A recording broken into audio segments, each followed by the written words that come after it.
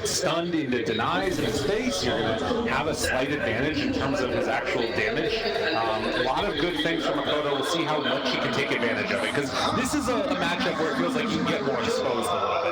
Yeah, oh, for sure. I mean, we've seen this matchup once already, and I think it was 9 playing it, and 9 kind of skipped the stun build, went for the Breathe Fire, and I think that was a big mistake by him, whereas Makoto getting the stun, he's just going to secure every range creep and get denies by using the stun, and I think that's a big part of what makes his matchup great, is we just see there, like, he missed them, both CS does that. Yeah, does not get the last hit either onto that creep that did end up going down, so will be an annoying one to deal with. Down bottom, you've got the tree Tector facing off against the Hoodwink, and then of course Collapse spamming out those axes against 23 Savage playing on the Slug, which is another one of those heroes that definitely feels like it's been hit or miss.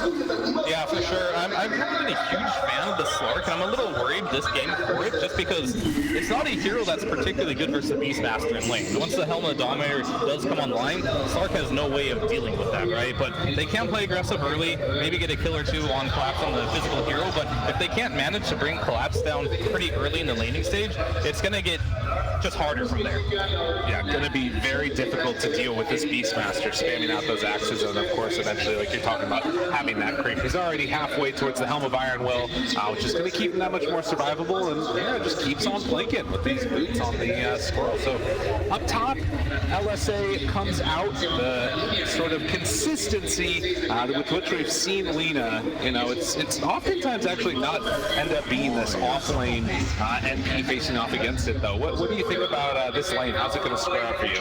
This is, throughout the meta's evolved, this is, I think, the go-to against Lina right now. People want to play this NP against Lina because you do have, like, that base damage advantage. You're not going to get right clicks very much in the lane because Lina's too busy dealing with, you know, the Treants in the lane. However, you do have Miposhka on this Enchantress, which we have not seen a lot of in this tournament, but he's taking one of the Treants away and then sticking it on Jabz, so kind of dealing with it in a way and giving him a better lane. Yeah, and it's something that they have very highly prioritized, it feels like, on Team Spirit. Seen a lot of it consistently picked up.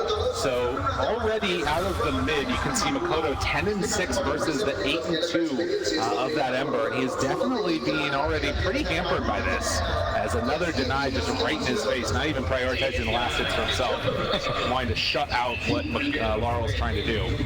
Yeah, I mean, Laurel can't really deny a DK, and with this stun, they're just going to keep racking up those denies, and that is the point of the matchup. Like, they could have punished this Ember harder if they went with a Huskar or something, but the good news is when you take a DK, you're still going to win the lane, but you're also guaranteeing you have a stun in the game, right? It's just a very stable counter. Right. I just want to make sure he, as you're seeing more and more denies, yeah, but he wants to get more farm. I would like to see a Midas, honestly. I want to see something that allows his DK to transition into, like, the mid lane.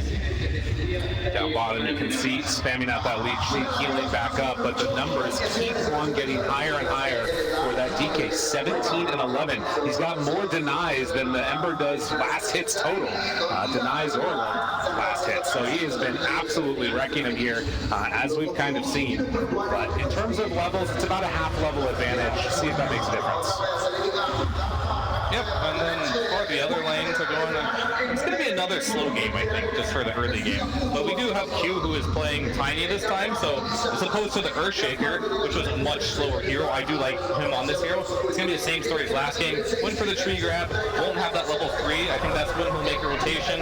Probably be another one of those games where we see something happen around that 6-minute rune, as both of these mid laners can use a rune to pressure. Oh, nice timing right there. Miposhka gets the D-Ward. Dina just Falcon Blade into Maelstrom, just farm it up, and we're seeing Laurel's like realizing how hard the lane is and trying to do some lane cutting here. Yeah, has to run away. Still not level 3 yet for Q, but could go for a toss play. Tossing Makoto on top of him if they want it. Jabz, he's there, catches this Ember Spirit who's trying to get away, but not level 6. The body blocks are insane. And Makoto cleans up with a little bit of help from his friends.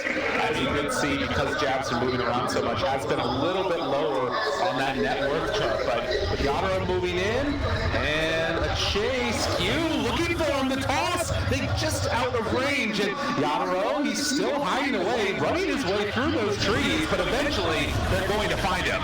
Stun connects, Treants surround, and well, Yadro's dead again. very solid performance. Actually, it was his first step, excuse me. Yeah, I mean, another one, they should be able to just mount a defense here, even if it is smoking your DK down. He's close to the dagger. They are making rotation, so it looks like they do want to defend. And Q right there. Avalanche finds him, Mira dead. The Wrath of Nature does so much damage and Collapse. He's just got to hide away.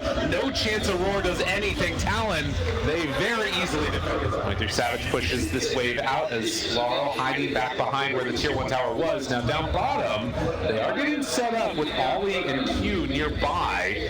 Do have the NPTP incoming, and well, Mira, he just explodes. They drop down the roar just to run away. Gonna get some good damage out from these creeps, but the leech seed, the runaway, Ollie, does he die to this? No, he just gets away. Just like quietly farming away. He's massive, by the way.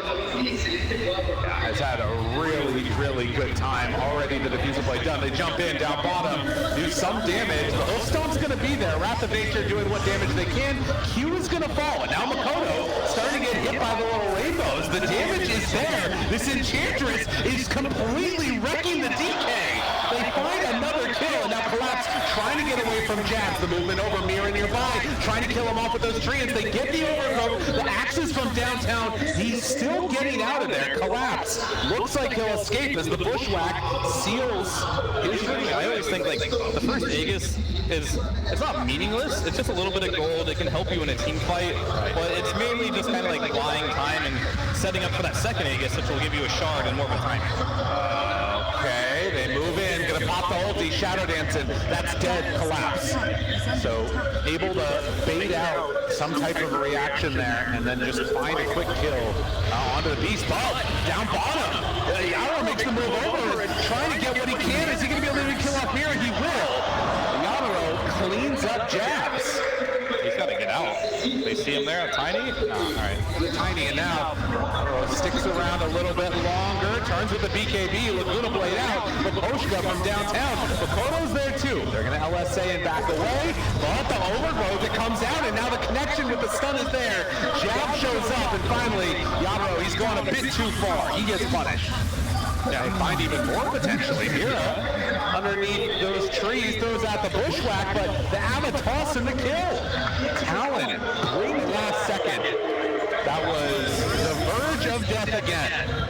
He is playing with fire right now. Twice now running into 5 heroes there. Get the toss back. Toss back, big play. Can they get him down? No, dead. That's Aegis. Q tries to get away. Overseal Tone buying a little bit of extra space there. Jabz under control. And Yaro just turns, starts to fight, wants to bring him down. Can he kill him at the time? No, he's still doing everything.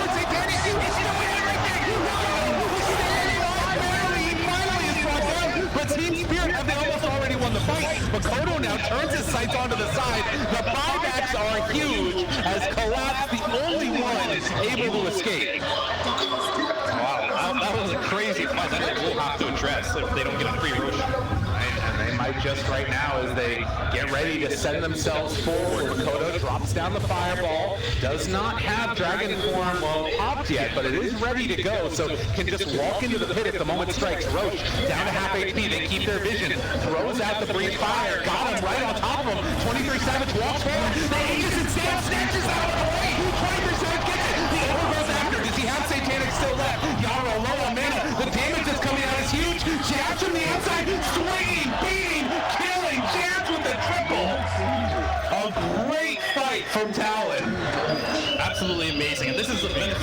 What a huge play right there. That comes out, and now going up to high ground, they have 10k gold lead, simultaneously taking down 2 sets of racks. Now they have buybacks on this lead, but you're going to kill your item progression. They did get the cheese and the refresher onto the Ember, so he has those in his inventory. Even if he buys back, there's no BKB.